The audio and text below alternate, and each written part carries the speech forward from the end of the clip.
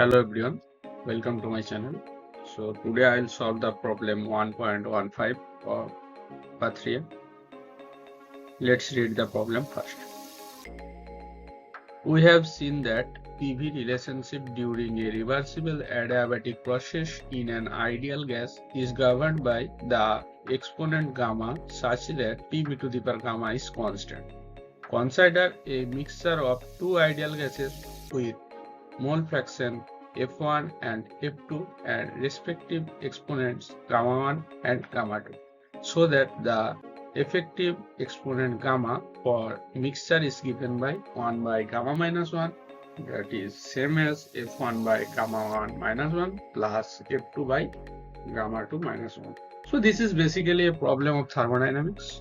This is not related to statistical mechanics much, but you can consider it under mixture of ideal gas.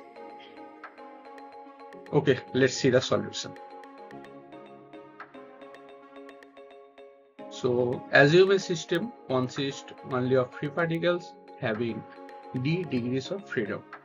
Now from equipartition of energy principle, we all know that an energy half kBT corresponds to each degrees of freedom. Now energy per mole of a system, let's say U, then U will be half kBT times D times Na. So for 1 degrees of freedom, energy is half kBT, D, as there is d degrees of freedom for each free particle, and Na is here the Avogadro number, because in 1 mole Avogadro number of particles will be there. So, and we all know kV times Na, this is basically universal gas constant R.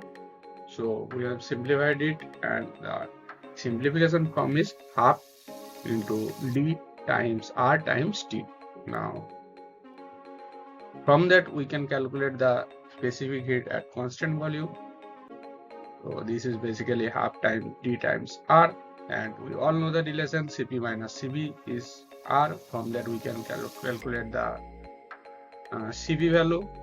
So after simplification, this is the most simplified form, 1 plus d by 2 whole multiplied by R. So from that we can calculate their ratio Cp by Cv.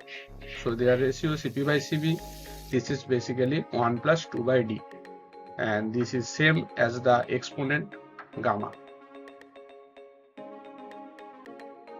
Now we have to mix the gases.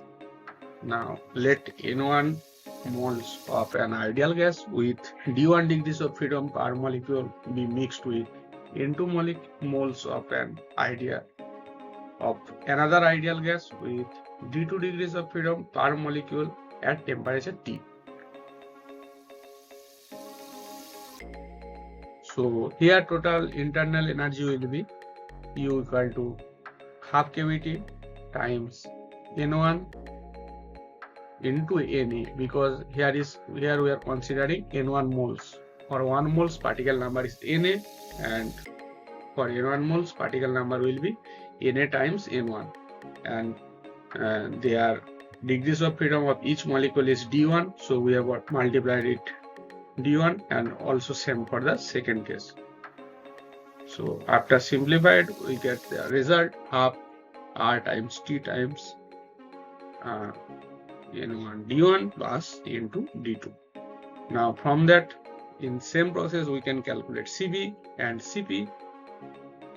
So after simplification we will also get the Cp values. So now we can take their ratio. So their ratio gamma equal to Cp by Cv. Now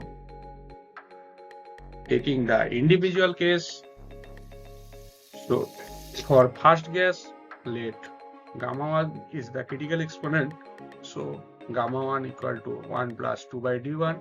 You can check the equation 1, because there was gamma equal to 1 plus 2 by d. So here we can write gamma 1 equal to 1 plus 2 by d1, and for second gas, gamma 2 equal to 1 plus 2 by d2.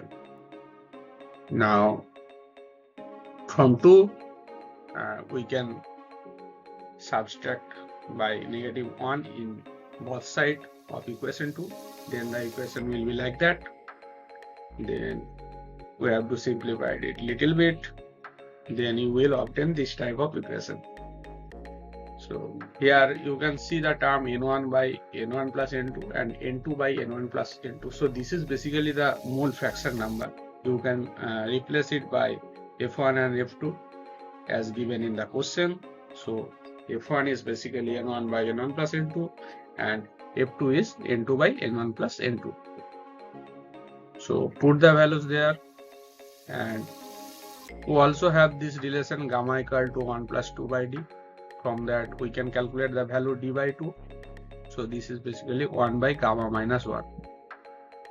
So in same way we can say d1 by 2 equal to 1 by gamma 1 minus 1 and d2 by 2 is equal to 1 by gamma 2 minus 1. So just put the values here in the equation and the relation will be proved. Thank you.